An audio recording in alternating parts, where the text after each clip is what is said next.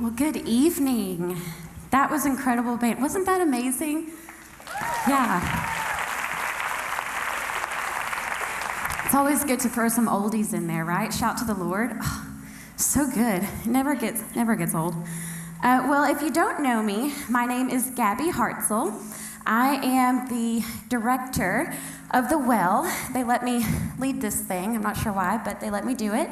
I am also a wife, a mother to two beautiful baby girls, 2-year-old and a 3-year-old, so prayers are welcome. Yeah. I'm also a daughter and a sister, and that's the part that I wanted to talk about a little more tonight. So I just wanted to show you all a picture really quick of my family. My friends tell me I never can take a serious picture. I really can't. Like I don't like my face when it's just normal, you know. So that's my beautiful mom there and my sister. And if you don't know me that well, I grew up in just a house full of girls. It was just us. My dad was a drug addict and an alcoholic, and it's already started. I'm really sorry. But anyways, he frequently abused my mom. So thankfully, when I was around the age of 5, their divorce was finalized. So it was just single parent life for pretty much the majority that I can remember growing up. So my mom, if you don't know her, she was, still is, an extremely hard worker. If you meet her, you will know that very quickly. You kind of have to be, though, you know, when you're a single parent, you have to be able to really work hard. So at one point, she had 7 jobs at one time to make ends meet. So my sister and I would often go with her and work at these jobs with her when she was cleaning houses or churches and preschools, things like that. So we helped out a lot. So I learned the value of hard work pretty early in life. I also learned how to be strategic with resources. It's key to survival. So fast forward that to when I was in college. I lived in Lexington with my sister for a little while in an apartment, but I drove to Richmond every day for classes at Eastern.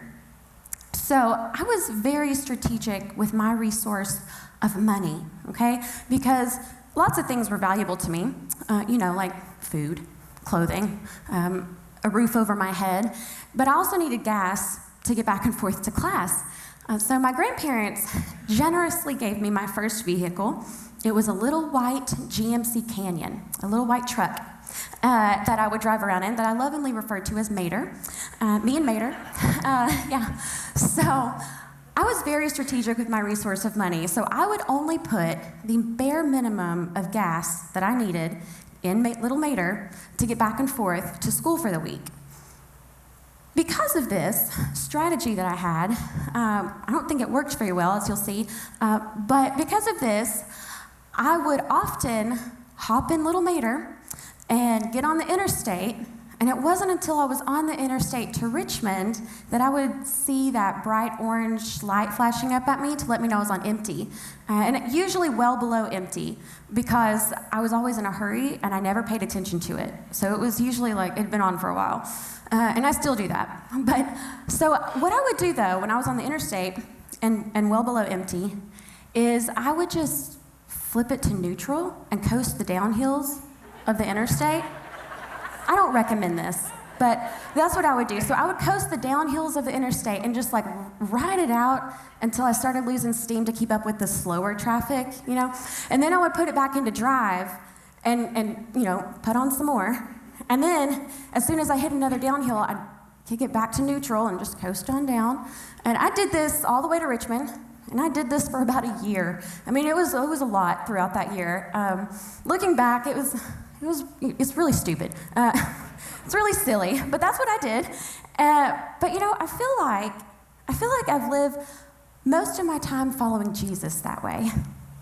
You know, just living off the fumes and the bare minimum to get by, just going from one church service to the next, one Sunday to the next, one experience to the next, just trying to get just enough Jesus to survive this life. And, you know, I met him about 23 years ago, and I've spent my whole 23 years like that. following him. And I really love GIFs. I don't know if y'all know, GIFs. They've made it really handy on your keyboard now on your phone to text through GIFs. It's like a little picture that, moves. Sometimes it has words on it. Sometimes the picture says enough. I love them. And if you are curious, I have debated and I have looked this up. It is pronounced GIF, not GIF. So if nothing else, tonight you learned the correct way to say that. But it's GIFs. And so I really love them. But if I had to choose just one to describe to you all what this whole following Jesus thing has looked like for me for the whole 23 years, it would be this one right here. Yes, that's it. That's me. Me and T Swift. That's Taylor. I think Taylor. I don't know what they call her these days. Anyways, but that's really what it's been like for me. Newsflash for people out there: just because you lead a ministry, it does not make you a super Christian, okay? It doesn't mean that you're eyeballs deep in the Bible all the time and just like soaking it in all day long, okay? It's a struggle. It's been a real struggle for me. And that is really what it's been like for me over the last 23 years, is that poor Taylor, help her. But that's really what it's been like, just a smack down on the face every time I start. And, therefore, I wouldn't really call myself like a spiritual giant over the years. But, I don't feel like I've really been at the bottom either. I've kind of been more of like a middle of the row Jesus follower. More like Jesus' Instagram follower. Like consistently liking his posts but not really spending personal time with him. Like that's me. Like that's what I've felt like over 23 years. And so I feel like I've just been this, middle of the row Instagram follower of Jesus. And it didn't really hit me though until a few months back, because you get kind of caught up in the pace of life and with all your to-do lists and your tasks that you need to get through, and you don't think about it sometimes. But a few months ago, I slowed down enough, and it really hit me in the face, more like a slap in the face. I just love it when he does that, it's great. So back in June, I was having coffee with just this random woman that I had met. I met her at like a dinner a few weeks prior to this. And I was just really intrigued with her, and I just really felt like I needed to get to know her more. And she's here tonight, so she probably thinks I'm a big creeper now, but that's fine. So I asked her to have coffee with me and just to get to know her. And so we were at Starbucks, and we were going through all of the typical get-to-know-you questions, like how you grew up and where you grew up and when you became a Jesus follower and what that was like and all the usual things. And then she said something that really piqued my interest. She started talking about her current walk and relationship with Jesus and how she enjoyed him and looked forward to spending time with him every day. Every day. Looked forward to spending time with him every day. Now, as I sat there at Starbucks across from her, physically, I was just like nodding my head, just like, yes, girl, yes. I know exactly what you mean. Yes. I lead a women's ministry, Like, I can't just sit there and be like, huh? Like, what are you talking about? What are you talking about? But that's literally what I was thinking. Like, I've never heard someone say, like, man, I just look forward to spending time with him every day. I never heard that before. So I was just like, what? Like, I can get behind enjoy, because I really enjoy God, like, through worship music and, like, what we just did there earlier and at home, things like that. Like, I really enjoy God, but I don't think I could have honestly said that I looked forward to spending time with him every day, especially because, number one, I would have had to been doing it every day, and I wasn't. So I left Starbucks that day perplexed and intrigued and wanting what she had. So I got home, and that night I pulled out one of my mini journals off my bookshelf that I always imbibe with the intention of writing in, but then I never really do. And I also got my favorite Bible out, which, as you can see, my children and my work bag have thoroughly destroyed, but that's okay. It's my favorite. This is the front. I start in Exodus now, not Genesis. Yeah, Exodus 8. So when I start in the beginning, it's Exodus. But it's fine, still works, still good. But I have the extras somewhere, I don't know. But I pulled that out, and I just sat down on my couch, and I just said, okay, God, let's do this. And would you believe that I absolutely loved it? I loved praying and journaling and reading just to get to know him. I absolutely loved it. And I came back again and again, and it is the most consistent that I have ever been in my walk with Jesus, and I look forward to it every day. It's amazing. And so what I wanted to do tonight is to share with you all just a little bit about what I've been learning through this experience. Because this is the first time I've ever had that. And so what I've found is that spending quality time with Jesus, actual consistent quality time just to get to know him, it leads to knowing him. And not just knowing what the preacher or the teacher says about him, and not just knowing what the worship songs say about him, or what the pretty little Pinterest quotes say about him that we're always liking and tagging and posting, but really knowing him for ourselves. Spending quality time with him leads to really knowing him. And really knowing him leads to loving him. Because let me tell you something, and I didn't really, I've always loved Jesus.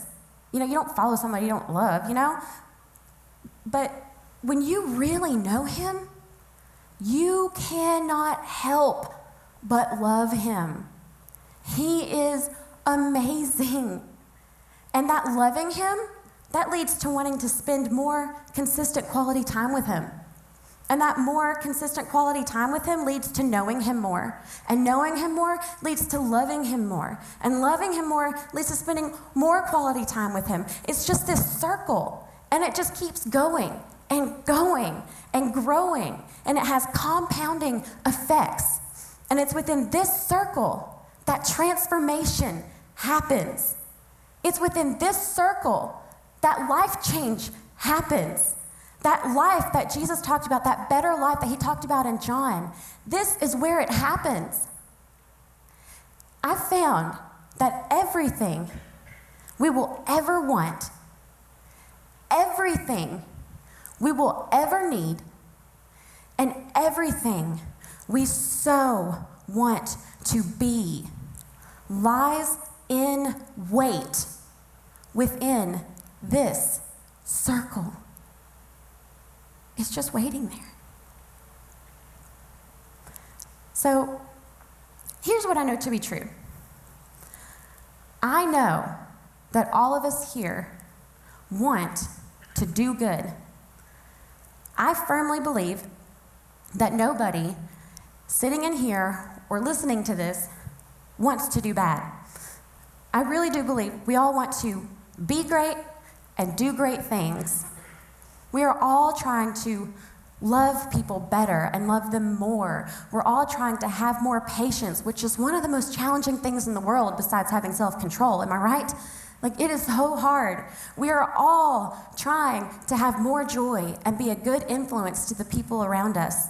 We are all trying to be kind, to be generous, to serve here, there, and everywhere. We are all trying to be great parents, to have great marriages, to have great relationships, to raise great kids, whether they're our own or people's who are in our influence. We are all trying to be a bridge to others, to help others, to listen more, and to look good while doing it.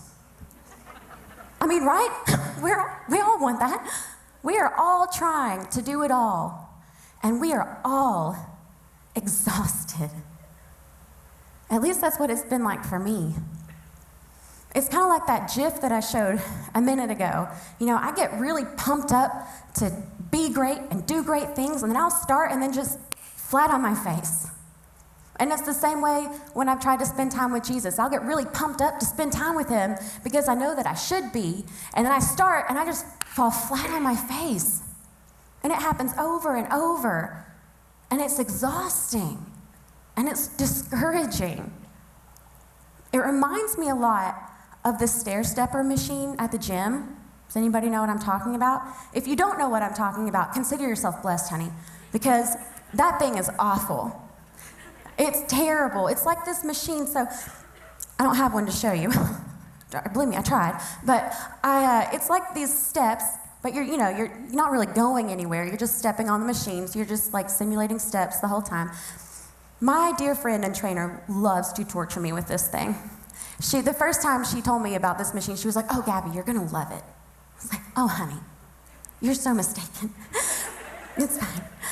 Last week, she actually made me do a whole 10 minutes of it, and I know that doesn't sound like much, but I was literally dripping sweat at just 3 minutes in. Like, I literally had to wipe the machine off. Like, it was bad, okay? It was terrible. Nobody wanted to go on it after me.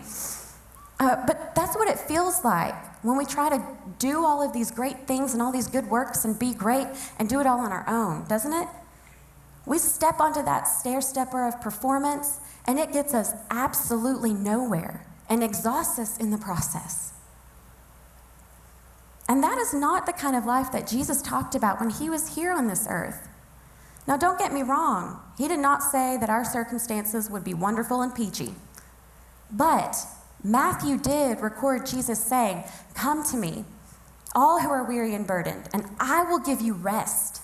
Take my yoke upon you and learn from me, for I am gentle and humble in heart, and you will find rest for your souls. For my yoke is easy, and my burden is light."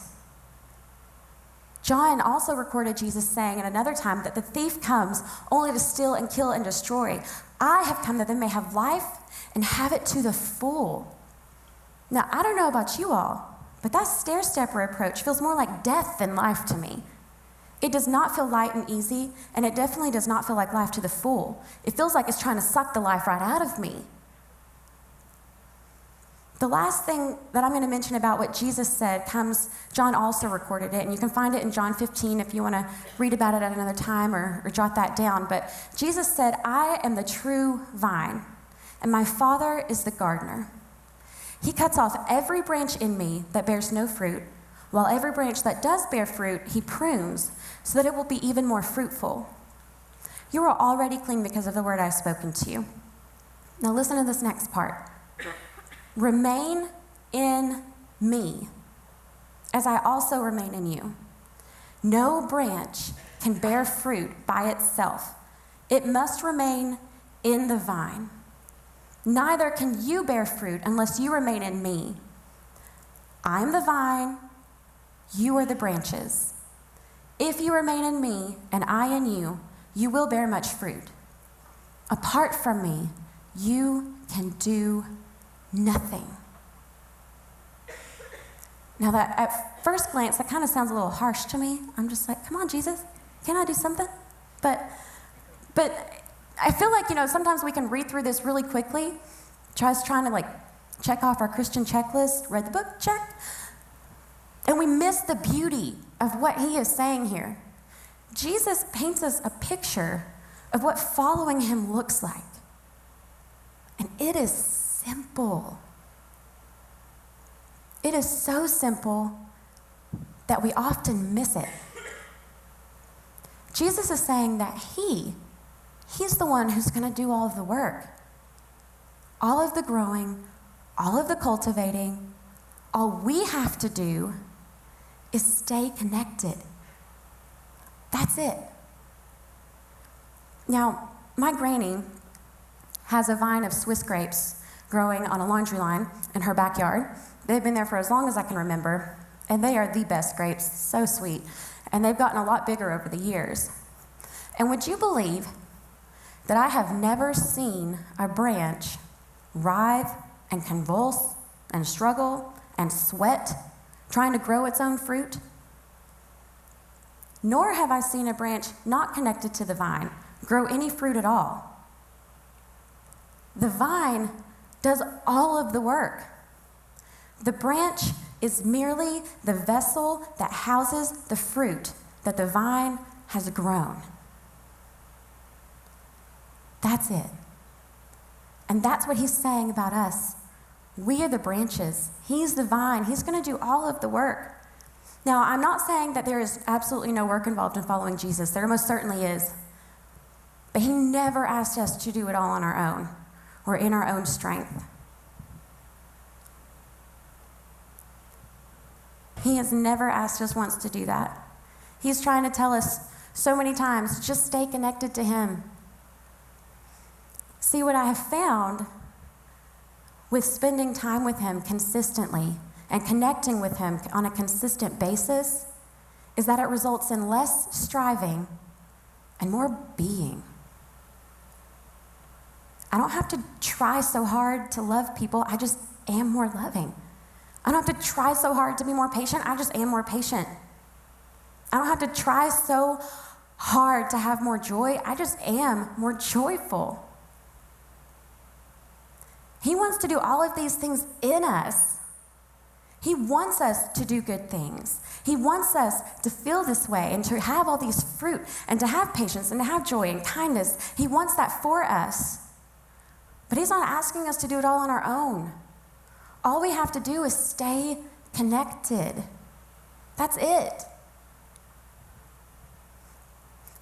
You know, for me, when I started experiencing this, it happened pretty quickly for me. It was, just in the first few days, the first few weeks, I started becoming aware of more things that I hadn't been aware of before.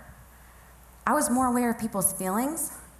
I was more mindful of my husband and his needs.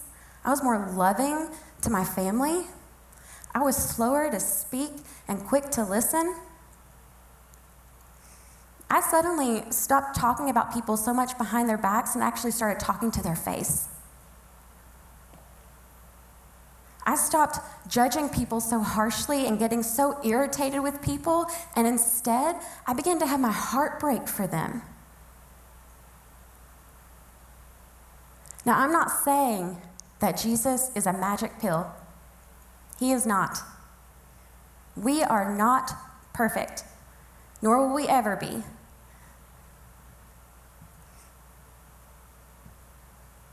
But what I am saying, is that I still have struggles. I still get irritated. I still get frustrated. I still get it wrong. But spending time with him has really made me more aware of when I get it wrong, and he makes me more aware a lot faster. So I'm able to get it right a lot faster.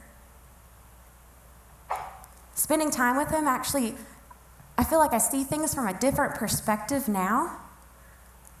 What I found was that connecting with him and spending consistent quality time with him, it made our circumstances, they may never change, but the way we experience them will. And that right there, that is life-changing. When you can rise above a situation and see it from a different perspective, a better perspective than the one that clouds your view down here in the muck, that, ladies, is freedom. That is freedom. And that is what he wants for you. That is what he wants for all of us.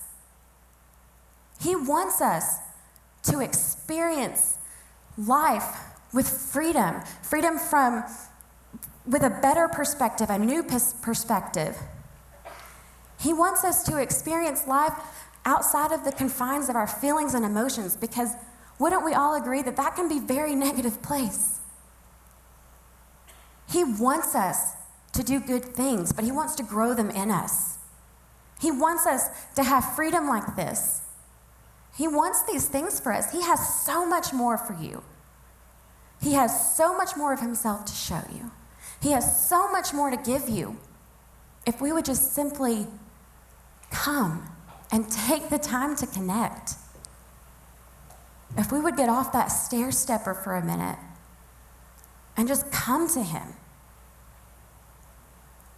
Now, I feel like a lot of times when we want to spend time with Jesus and we want to connect with him, I feel like Like we get confused, like we hear so many different things, so many different set ways of doing things, and we feel like we either have to do it this particular way, or we see people who just spend hours and hours with Jesus, connecting with Jesus. Meanwhile, their kids and their family are all going to pot. I mean, we've seen both sides. Again, it is so simple. It is so simple that we often misunderstand it and convolute it. So I just want to give you all some just practical things. I like practical things. I hate having lofty thoughts and ideas and not having any ways of actually doing them. So I just wanted to tell you all some things that I have found and observed for myself and just share those with you, because we make it so much harder than it actually was ever intended to be. It doesn't really matter what time of day or how long you spend with him. It doesn't matter if you journal or do the pretty Bible journaling sketches that I wish I could do but can't. None of those things really matter. What I do, I'm just going to share real quick what I usually do in my time, and it may not work for you, but I actually do journal now. It's a miracle. But I take my journal and I just write down just a prayer just to get things out of my head so that I can focus on spending time with him and getting to know him. Sometimes that looks different. Sometimes it's like, man, God, I'm just so overwhelmed with how much you've encouraged me today. Or sometimes it's like, God, I am super irritated, I am irritable, I am discouraged, and I am hangry. You know, like it kind of depends on the day. But I'll just get things out of my head. I'll read. I really love reading the New Testament. I'm in Thessalonians right now. So I'll read the Bible, and then sometimes I listen to worship music and just listen to the lyrics, or sometimes I'm done for the day. Sometimes it takes me 10 minutes. Sometimes it's longer. Sometimes it's in the morning, sometimes in the evening. But just some general things that I wanted to share with you all tonight is, number one, be okay with flexibility. You know that I'm going to spend time with Jesus every day, but I do not have a rigid time set for it. And that's okay. That may not be okay for you extreme planners who, have all the color-coded things and the cutesy stickers and all of that with your well-thought-out, designed, themed planner. That's great. If that's you, that is great. More color coding and stickers to you. But that just doesn't work for me. So I do not set a rigid time. And can I just say really quick that just because you don't have a set time of day to spend with Jesus every single day does not mean that he is not priority enough for you to deem and designate a time for him. Meeting with him regardless of the time each day shows that he's a priority. So if you want to do it in the morning, great. If you want to do it in the evening, great. If you want to do it on your lunch break, great. Do whatever works best for you, but just do it. But be okay with flexibility. If I set a specific time and I miss it, I'm likely to just skip it altogether that day. But spending that time with him is so important and so worth it. So be okay with flexibility. The second thing I would say is start with Jesus. I know so many of us, myself included, we decide that we're going to spend time with Jesus, so we're going to read the Bible and we're going to start at the beginning, which for me is Exodus. But for you all, it'd be Genesis, probably. Unless you too have children who tear your Bibles up. I don't know. I know your story. But start with Jesus, okay? Because, a lot of times when we want to start in the beginning, we want to start in Genesis or Exodus, all I can say is, goodness, girl, good luck getting through Leviticus, okay? And please let me know how it ends, because I haven't even started it. So, best advice is to start with Jesus. Matthew, Mark, Luke, and John, those guys wrote about the biography of the life and ministry of Jesus while he was here in human form on this earth. And just a little heads up from my observation, Matthew is very to the point. Luke is very detailed. Mark and John, though, those are your storytellers, and by far my favorite. Mark even gives a little tidbit about, this is free, by the way. Mark gives a tidbit about when Jesus was being taken captive by the Pharisees. One of Jesus' followers fled the scene naked, okay? Naked. There are some entertaining things in your Bible that will leave you pondering and asking God a lot of questions for weeks. Okay, it's super entertaining. Dig in there. But just start with Jesus. He is incredible to get to know. And what better way to get to know him than to read about what he did while he was here? Start with him. The last thing I want to tell us, and by far the most important for everyone here, regardless of where you're at with it, is number 3, switch your approach.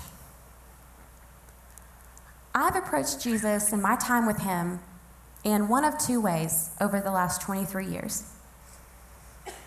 I knew that I needed to spend time with him, so I would come out of obligation, or I needed him to do something for me, or I needed something from him. Now, I am not saying that coming to him in those 2 ways, are bad. I'm not saying that we won't ever come out of obligation. Discipline's a good thing, and it's one of the fruits of the Spirit.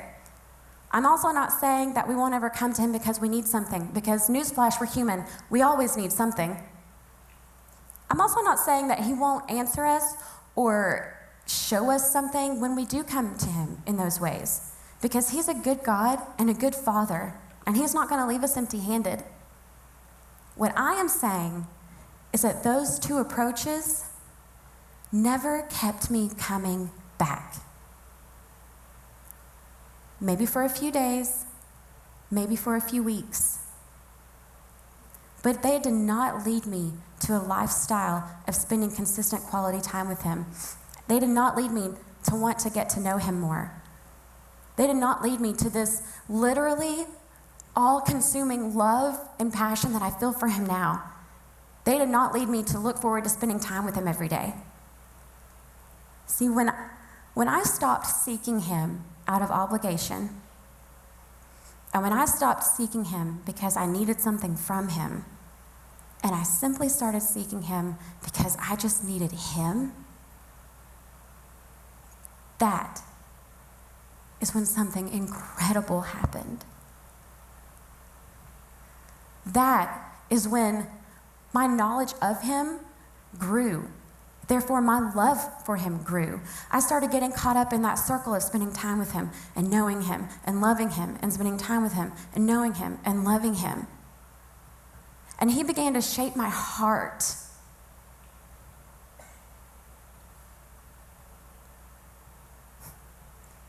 And it is amazing. It is the most beautiful and profound thing that I have ever experienced in my life. And I want everyone here to experience that too, because it really is life-changing. It is absolutely incredible. And that love for him that it grew in me, that love for him would not allow me to sit idly by while everything and everyone around me goes to pot. Because as Paul said to the Corinthians, Jesus' love compels us. We simply cannot keep it to ourselves. When we really find it, we cannot keep it to ourselves. We have to show everyone, and we have to tell everyone. When I started experiencing this a few months ago, every single person that I talked to for at least 5 minutes heard about it. I wasn't sure if everyone else was already aware of this and I was just late to the party or what. But it was just so incredible. I was just like, oh my gosh, do you know about this? Like, this is amazing. This is absolutely amazing, and I can't believe that I've just now discovered it. I can't believe it. It finally clicked in my head why the disciples were always going to their friends and family when they first met Jesus and telling them, like, dude, you gotta come check this guy out. You've gotta come spend some time with him. Just come and see. Come and see. Come and see. And that's what I'm saying to all of you tonight. Come and see. Maybe you're here and you're already a Jesus follower, but maybe you're a middle of the row Jesus follower like I was, just an Instagram follower of Jesus. Maybe you're here and you're a Jesus follower, but you do spend consistent time with him, but maybe it's out of obligation. What I would say to you, come and see. Come and see how amazing he is. Come and see more about him that he longs to show you. Come and see. Maybe you're here and you're a Jesus follower and you already are experiencing consistent time with him just to get to know him, and you are already filled with this all-consuming love and passion for him. What I would say to you is, number one, isn't it incredible? Isn't it incredible? But number two, don't stop there. Keep going. Continue with him. He has so much more to show you. So much more for you to experience. Don't lose heart. Come and see. Come and see the more that he has for you. Maybe you're here tonight and maybe you're not a Jesus follower. Maybe you don't consider yourself to be one. Maybe you're not sure if this guy really is who he says he is, and based on those that you know around you who claim to be Jesus followers, maybe you don't want to be. What I would say to you, come and see. Just check this guy out. Go read Matthew, Mark, Luke, and John, guys who followed him and who either were eyewitnesses of him or reported about it, researched and reported. Just come and see. Come check him out before you make up your mind about him.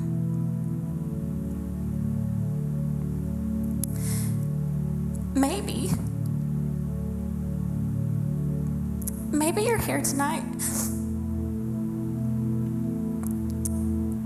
and you just don't really want to know him. Maybe you don't have the desire to know him. Or maybe something's happened in life and it's made you angry at him, angry at who you think he is. Can I just tell you for a second?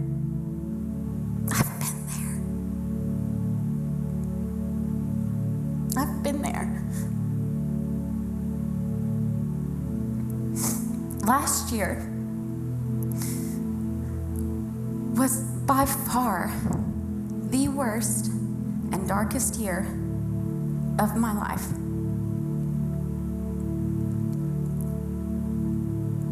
We had Lisa Turkhurst here in February of last year, and it was an awesome event. But I'll be honest, I have no idea a word she said. My head was somewhere else. See, I had just stayed overnight at the hospital a couple of days with a friend. So I just kind of came in hot to the event. And my mind was with her. And that next morning, I got a call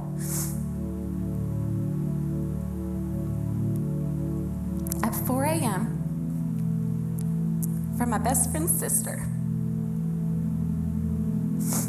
telling me that my best friend had just breathed her last breath.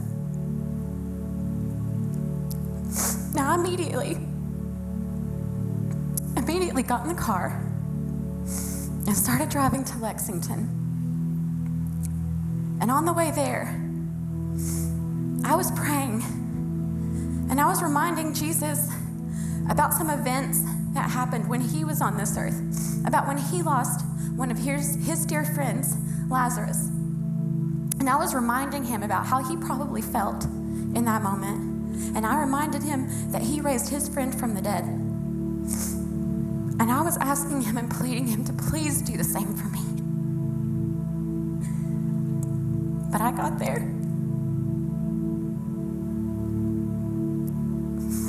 And she was still gone. And my whole world changed at that moment. A few months after that, I got a call from hospice telling me that my dad passed away. Now, those two relationships were very different to me. But grief is grief, isn't it? And it was more than I could handle. And I began tail-spinning into a very deep and dark depression. And I didn't really talk to anyone about it, but I'm sure they could tell. I took up running because I heard that if you run 5 or 6 miles a day, it acts the same as an antidepressant. And I was too afraid to take medication, though I heavily considered asking for it. But running wasn't the cure. Now, I did lose weight, but I lost myself in the process too. I lost my desire to be near God or talk to Him. Now, I was still serving, but out of obligation. Last fall, The Well did a study on the book Fervent, which is all about prayer. And I agreed to lead a group because I knew that we needed more leaders. But I made it very clear to God that I was not going to pray to Him. I had spent more time in the last few months screaming at Him than anything. But over the weeks, I decided that I should probably at least say some of these prayers so that I could truthfully discuss it with the women that I was leading.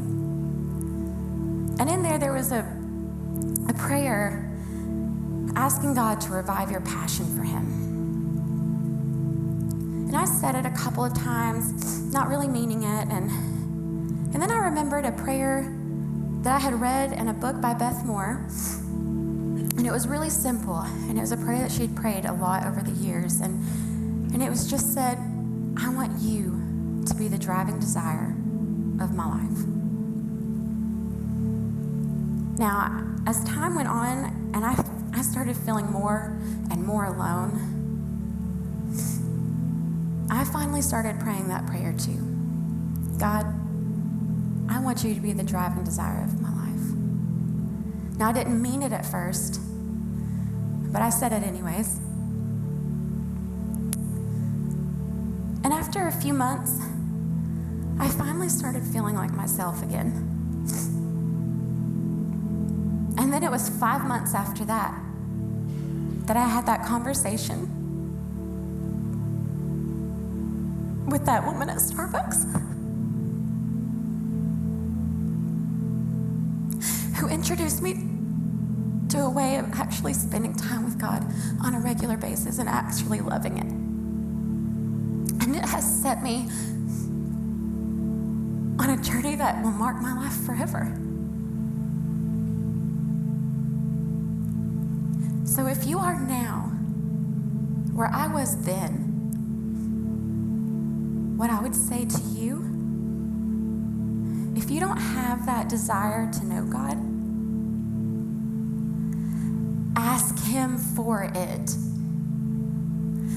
Ask Him for it. I can stand here with full confidence and know that if you ask Him for the desire to know Him, He will not refuse you. Now, it may happen quickly, or it may take some time like it did for me, but He will answer you. And I can stand here firmly believing and knowing that if you do that, you will look back and know that it was the best thing that you ever did. You will know that the life that you will experience is so much better than you could have ever imagined, and you will not ever want to go back. Just ask Him for it. It really is that simple.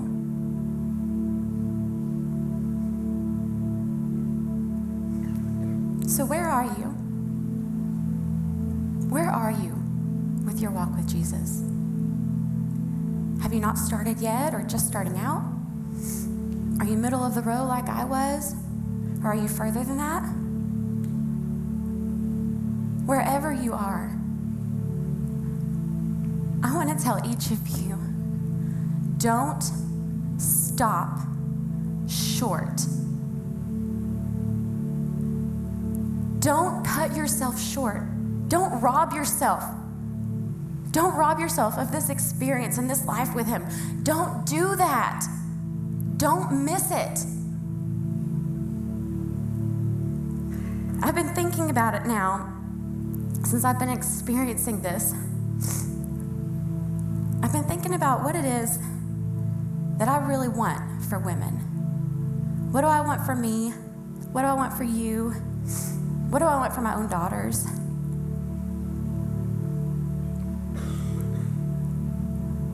And I can tell you, the number one thing that I want is for each one of us to spend time with him and desire to really know him. Because after experiencing it, there is nothing else like it. And I wish I could describe it better, but it is absolutely amazing. And the thing that breaks my heart the most, the thing that really makes me feel so heartbroken, is to see us satisfied with where we're at with him and never get to the more that he has. The more that he has for you and the more that he has for me. A.W. Tozer put it like this in one of his books. He said, "It is a solemn thing and no small scandal in the kingdom to see God's children starving while actually seated at the Father's table." And I feel like that's where I was at for 23 years. For 23 years, I've been at this table. And I've been living off the crumbs and the fumes. For 23 years, I've been declining the more. I'm not partaking of the more. And you know, when you suppress your appetite for so long, your appetite begins to be adapted to it. And I had no clue. I had no clue the more that he had. I had no idea. I was going through life at such a fast pace that I had no clue what I was missing.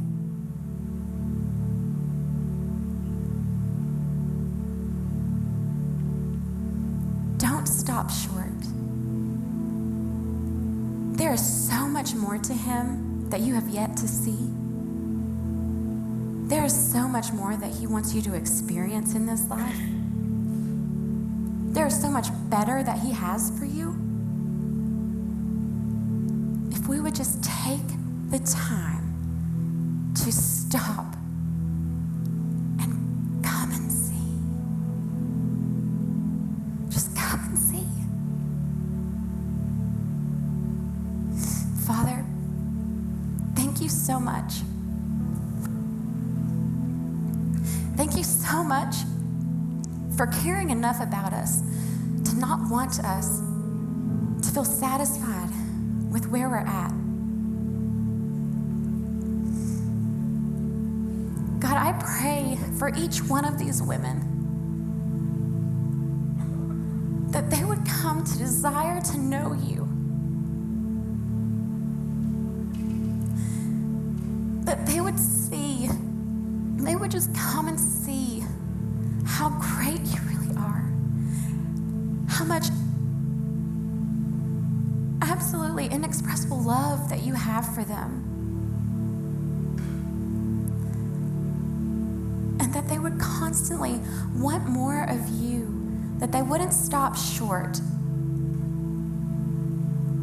No matter where they're at, that they won't stop short with you, Father.